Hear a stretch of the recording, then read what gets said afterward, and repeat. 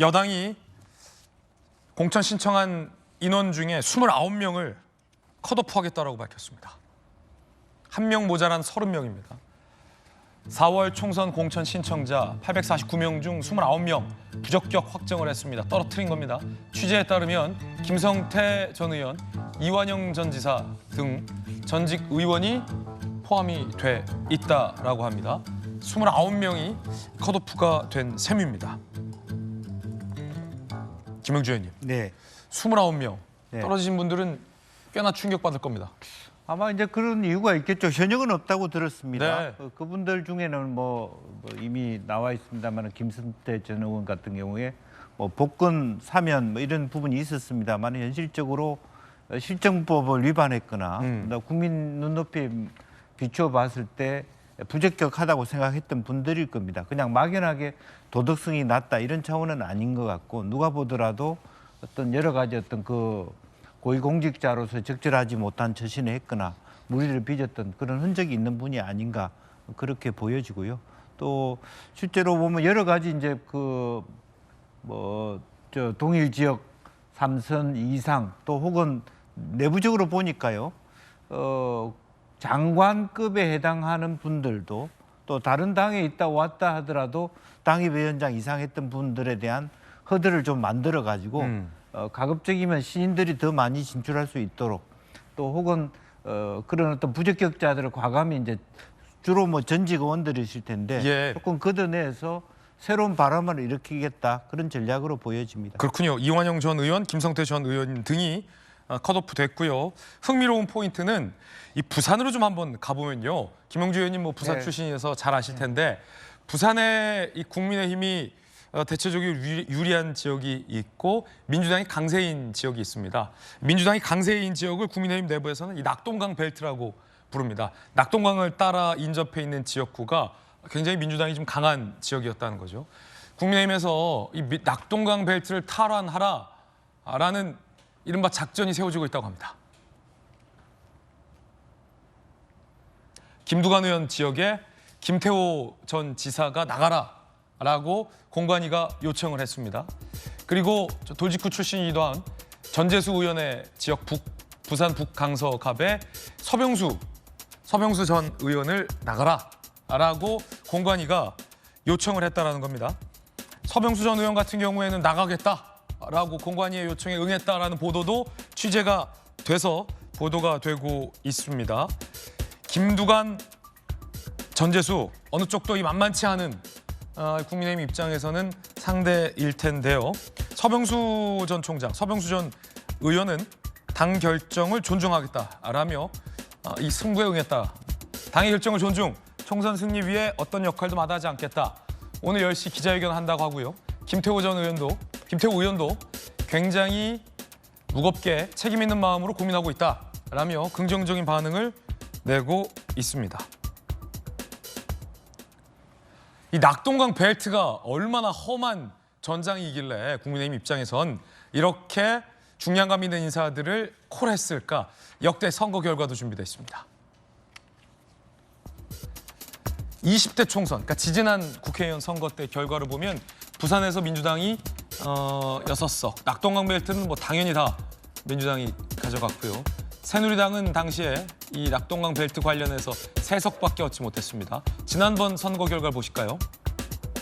낙동강 벨트에서 민주당이 5석, 미래통합당이 4석을 얻는데 그쳤습니다. 지난 선거는 그래도 뭐 비슷비슷한 그런 선거였긴 합니다만 그 중에서도 김두관, 전재수 이 사람들은 이 두 분은 굉장히 강한 상대로 꼽히잖아요. 그렇습니다. 왜 낙동강 벨트가 강해졌냐 하는 것은 노무현 전 대통령 때문입니다. 그렇군요. 예, 김해 진영 그런 부분들이 들어오면서 북강서에 노무현 전 후보가 종로에 있다가 내려오는 것이 낙동강 벨트에 진입한 거고요. 전재수 의원이 계속 젊은 세력으로서 따라 붙어서 지금 원래는 박민식 의원이 계속 하다 안 되니까 사실은 분당으로 도망갔다가 이제는 또 서울에 어디를 나오기로 했는데 이제 그런 의미에서 서울시장을 지내신 서병수 의원께서 예. 그쪽으로 가겠다라고 하는 저기 굉장히 무시무시한 곳입니다. 서병수 의원 같은 경우에는 부산에서 5선을 그리고 했고 시장도 했고 시장도 했고 네. 김태호 의원도 뭐 경남에서 3선을 한 3선을 했습니다만은 예. 저는 김태호 의원은 약간 생각이 다를 수 있습니다. 고민 끝에 또 무소속으로 그 지역에 나올 수 있는 분이라고 생각해요. 네. 지난번에도 무소속으로 당선됐거든. 홍준표 대표 때 말을 안 들었습니다. 이제 그런 부분이기 때문에 온도 차이가 좀 있다고 보이고요. 실제로 보면 양산에는 누가 있습니까?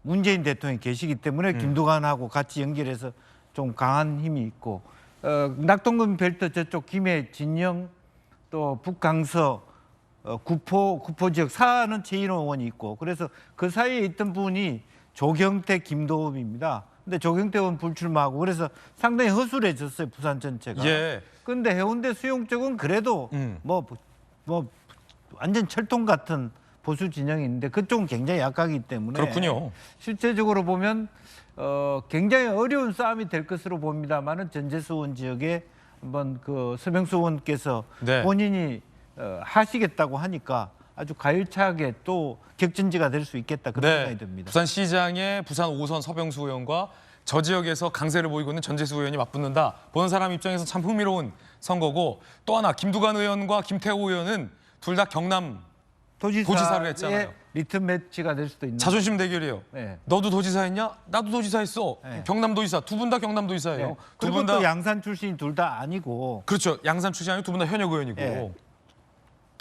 물러설 수 없는 승부 아니겠습니까? 지금 이 도지사 대 도지사 대결. 예, 물러설 수 없는 승부가 될 거라고 보여지고 아까 말씀드렸습니다만 과연 이제 고민을 하시겠습니다만은 김태호 의원이 어떤 선택을 하느냐에 따라서 또 얼마나 빠른 선택을 하느냐에 따라서 주도권 싸움이 있지 않을까 그렇게 보여집니다. 특히나 이제 도지사 대 도지사의 맞대결이 된 김태호 대 김두관, 김두관 대 김태호. 김두관 의원은 리턴 매치가 되는 셈이에요. 그렇습니다. 복수열전. 김태호 지사 입장에서도 한번 해볼 만한 승부. 김두관 의원 입장이 지금 준비되어 있는데 들어보시겠습니다. 제가 2006년에 김태호 지사하고 경남도지사를 한번 격돌한 적이 있거든요. 그때 제가 배하고 김태호 후보가 이제 경남도지사 됐었는데 사실은 그 이후는 직접 이렇게 경쟁을 한 적이 없어요. 저로서는 리턴 매치인데 홈그라운드 이점을 살려서 꼭 승리하고 싶습니다. 김두관 의원이 리턴 매치다라면서 이제 홈그라운드 이점을 살리겠다라며 김태호 의원의 도전을 대환영한다라는 SNS 글도 올렸습니다. 자, 대환영한다. 경남을 위해 노력했던 선후배 도지사까지 경쟁하는 것 아주 좋은 구도, 불감청 고소원이다. 이 김두관 의원 참 뭐랄까 기분 좋은 입장을 보였어요. 네. 왜냐하면 뭐 김용재 의원 잘 아시겠지만 뭐 꼭 이름을 거론하진 않겠습니다만 안동은 네가 와라.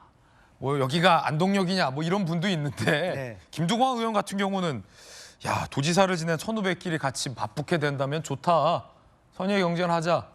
그리고 사실 김두관 의원하고 김태호 의원이 모르는 사이도 아니지 않습니까? 그렇습니다. 예. 둘 다 서부 경남 네. 조금 위쪽이 산청 쪽이 김태호라면 남해 밑에 바닷가 쪽이 김두관이거든요. 김두관 의원이냐? 그런 두 사람의 리턴 매치가 될 거고 만약 한다면 리턴 매치가 될 텐데 왜 김두관 의원이 자신만만하냐면 이번 방금 조 변호사 말이 있었습니다마는 그 총선 구도가 나쁘지 않다는 것. 또 하나는 양산 지역은 실제로 젊은 세력들이 되게 많습니다. 예. 물류 창고 있기 때문에 기본 지역구 자체가 나쁘지 않다라는 면에서 김두관 그 전 도지사도 현 의원이시죠. 자신감이 있고 그래도 경남인데 네. 경남지사를 했던 김태호가 뭐 밀릴 소냐 이렇게 아마 또 김태호조차도 이제는 새로운 꿈을 꾸기 위해서 한번 도전장을 낼 가능성도 없지 않아 있어 보입니다. 네. 김두관 의원 외에 또 박대조 예비후보도 있다라는 말씀도 드리겠습니다. 북구 강서갑에는 예비후보 등록을 저희가 살펴봤는데 전재수 의원 혼자군요. 민주당은. 자 도지사 대 도지사 대결. 어쨌든 뭐 김두관 의원의 입장이 뭐 정청래 의원의 그 반응이 좋아요. 김두관 의원. 예. 뭐 그냥 국민들 보시기에도 저런 방식으로 서로 이렇게 선의의 대결. 그렇죠. 존중해주고 예. 유권자가 어떤 선택할 수 있는 승부를 하겠다. 보기 좋죠. 네.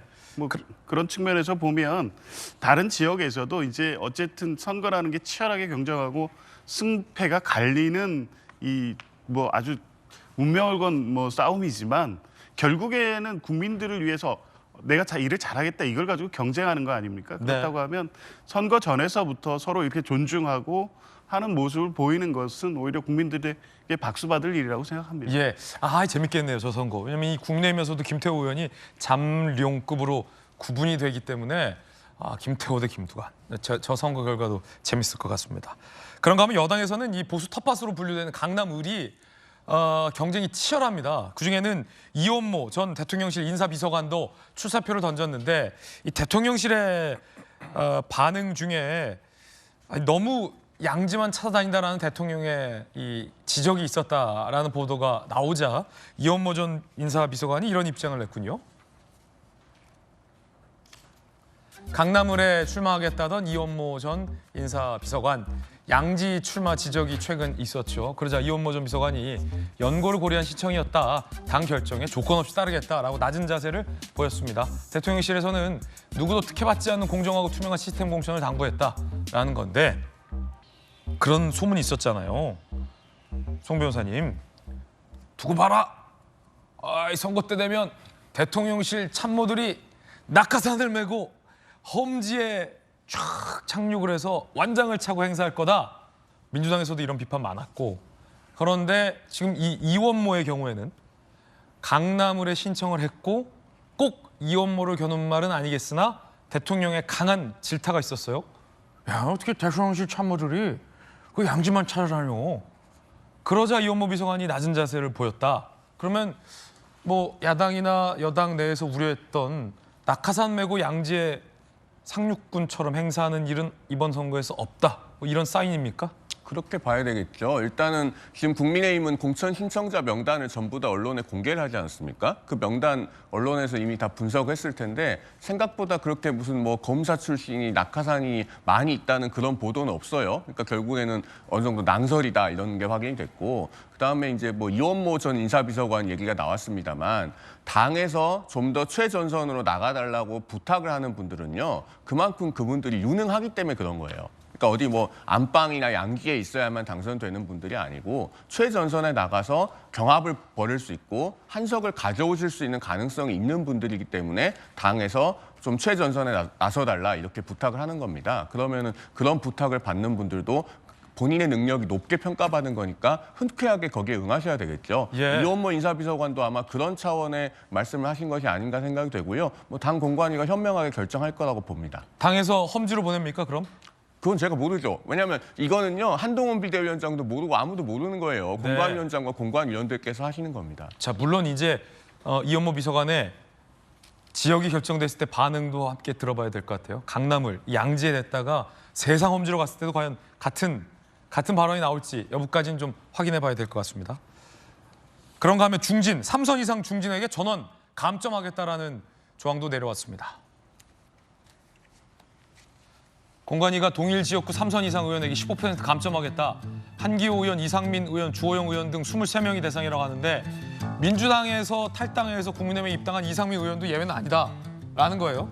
이상민 의원 같은 경우에는 민주당에서는 이상민 의원이 거기서 내리 다선을 했겠습니다만 국민의힘 입장에서는 그 지역이 험지인데 국민의힘에 입당해서 험지에 나가는데 15% 감점까지 받게 됐다라는 거예요. 이상민 의원도 예외 없다.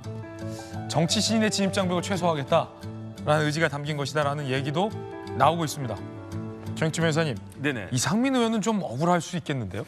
그래서 저도 이상민 의원 정도는 좀 예외를 두지 않을까라는 생각을 했는데 네. 예외 없다는 거잖아요. 이건 뭘 의미하냐면은 아무도 여기에 대해서 지금 현역 대상되는 의원이 무려 23명이나 된다라고 하는데 그 어떤 사람도 이러한 결정에 대해서 궁시렁거릴 수가 없다. 그 당까지 바꿔가지고 온갖 욕을 다 얻어먹으면서 그러면서 이제 국민의힘에 입당까지 해준 이상민 의원도 15% 감점하겠다라고 하는데 뭐 내가 TK라고 내가 여기에 터줏대감이라고 해가지고 그런 감점을 면할 수 있게끔 어떤 그 다른 예외 조항을 적용해 달라 만들어 달라 누가 이 이야기를 할 수가 있겠습니까? 그러니까 그다음에 이제 제 생각에는 이상민 의원 정도 되면 15% 정도 감점을 당해도 그래도 충분히 공천받을 수 있지 않을까? 저는 그런 생각이 들기 때문에 예. 그러한 그 어떻게 보면은 달리기 하는데 모래주머니를 차는 거잖아요. 뭐 3선, 4선 이렇게 다선 의원들 정도 되면 그런 모래주머니를 차고도 충분히